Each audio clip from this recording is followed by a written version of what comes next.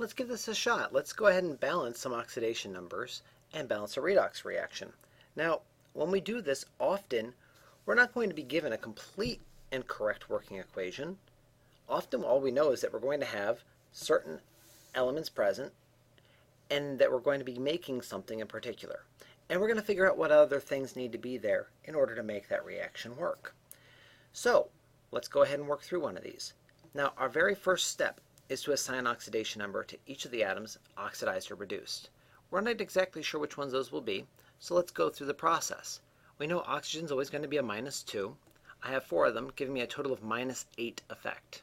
Something plus -8 equals -2. And that something is going to have to be a +6. So selenium is going to be a +6 oxidation number. We often use that in parentheses. I'll just circle it for the moment so we see it nice and easy for us. Now mercury is by itself. That's going to be an elemental form, so that's going to be 0. Here we are, circled again. The chloride ion, it's a -1 charge on it. That means it's going to be a -1 oxidation number. Let's come to the other side. Oh, and I guess I should put the -2 on that oxygen, just to emphasize. There we are. Now we come to this side, and we know oxygen is still always -2. This is going to be a total of -6 for its effect. Something and -6 gives me -2. So that something's going to have to be a +4.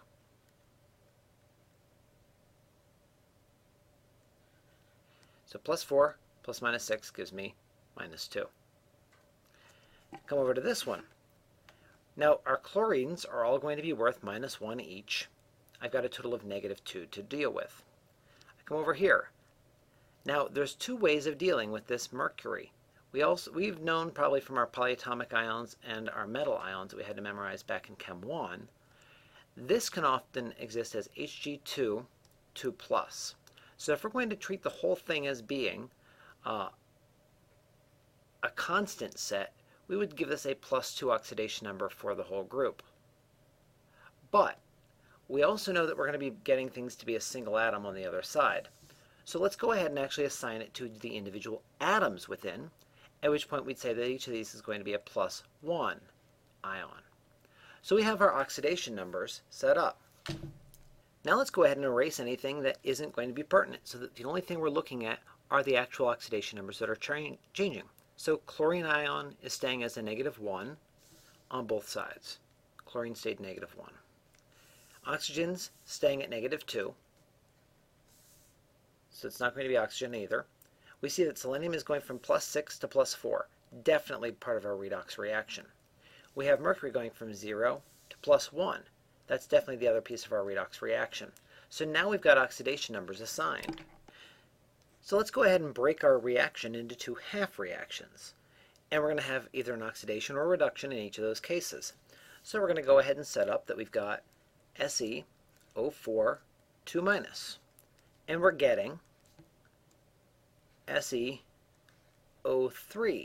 2-.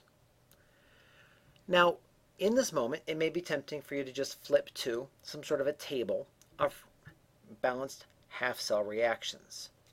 But don't do it. You need to know how to balance these without referring to a table. So make sure that you're able to work through these pieces.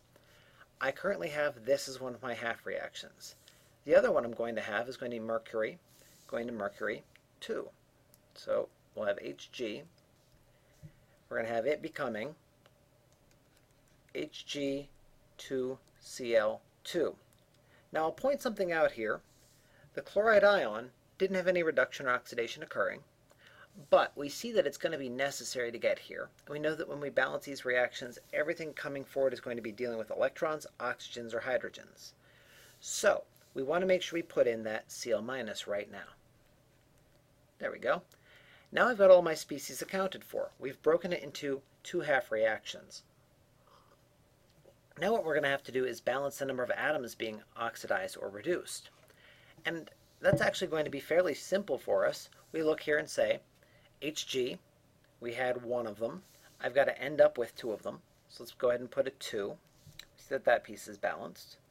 We can even go ahead and balance our chlorine by having 2 of those, because we know that's the only way that that's going to end up going.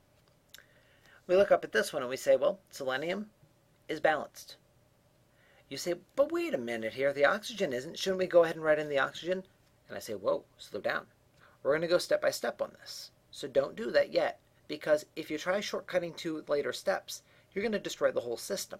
This system will do a good job of getting you a balanced redox half reaction and let you put the two half reactions back together into your full balanced chemical equation.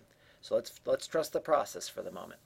So we've gone ahead and we've balanced the atoms being oxidized or reduced. Now what we're going to do, for each of these half reactions, we're going to balance the number of electrons to account just for the change in oxidation number. Now, in this one I had selenium going from +6 over to +4. If I'm at +6 to +4, that means I've got to have two negative signs on this side for that to actually work out. So we'll go ahead and put in 2 electrons on this side.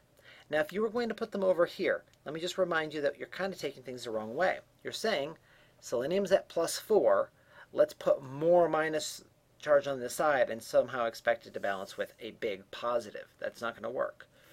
But notice, looking at the aftermath, you're kind of approaching it this way. You say, I have +6, I have 2 minus, 6 minus 2 gives me 4. The other side is at +4, so we see that that did balance. Now, as soon as we solve one of these, we know right away the electrons better end up being on the other side for our other half reaction. Otherwise, we've made a dramatic error somewhere and we need to restart the process. Now we come to this and we say, I had mercury at 0, it's going to +1. For +1 to balance with 0, it's got to have a -1 on this side. So we'll go ahead and put plus an electron. Now let's just notice though, I have to balance it for both of these atoms that are present. So I need to have 2 electrons. Now let's ask ourselves if that's going to work out. This mercury is at a +1, but there's 2 of them. That's going to give me a +2 to deal with. Now I've got 2 minus charges, and you see that things have balanced back out just for the mercury. Now we'll go ahead and deal with the charge in a minute. Serendipitously they match, but they don't have to. And in fact, you'll notice here we have a -2, and back here we still have -4 overall. Charges shouldn't be dealt with yet. We're going to deal with them soon enough. Okay, so we've balanced just the electrons, not the charges, the electrons. Now let's balance the number of oxygen atoms by adding a water molecule wherever we need to. I have 4 oxygens, I have 3 oxygens. Let's add in 1 water molecule. Here I have no oxygens anywhere. I don't need to add in any water molecules. So that step went very painlessly for us here. Next thing I need to do is balance my hydrogen atoms by adding H+ on one side of the reaction or the other. I've got 2 hydrogens, so I'm going to just add 2 H+ over here. Down here I don't need to do anything once again because there's no hydrogens and there's no waters. So that one again has gone pretty simply. Now we're ready to go ahead and attach these 2 reactions. Now take a look at this. I have 2 electrons here and I have 2 electrons here. That means I don't actually need to multiply these in order to get them to combine well. I'm going to make 2 electrons and use 2 electrons, so when I stitch them all together, my balanced chemical equation won't need to show them.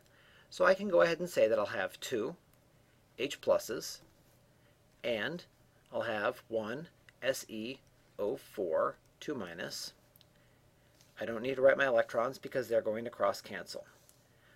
I'm going to put in my 2 mercuries, and I'm going to put in my 2 Cl-.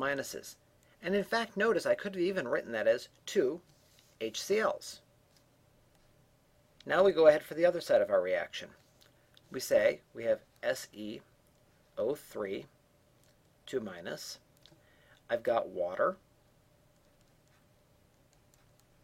Now when I do that, I always double check, and I should have done this with the H+, I should have mentioned it then. Double check the other half reaction to see if you're going to have to cross cancel some in a minute. So here when I had H+, I should have looked over here to see if it was making H+. Obviously it didn't, since there was no H or O appearing in this next reaction, but it's a good thing to check, because you can actually do some of your simplification right away. If you didn't do it then, no big deal. You'll just end up having H+ on both sides, and you'll fix your coefficients in a minute. Alright, so I've got these 2 species there. I need to squeeze this species in too. I'll just write it underneath because I'm out of space. Hg, 2Cl2.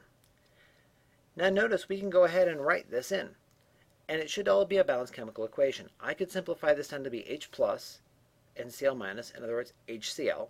So 2 moles of HCl react with 1 mole of SeO4, 2 minus, so I've got a total of -2 on this side, and 2 atoms of mercury. I'll look on the other side.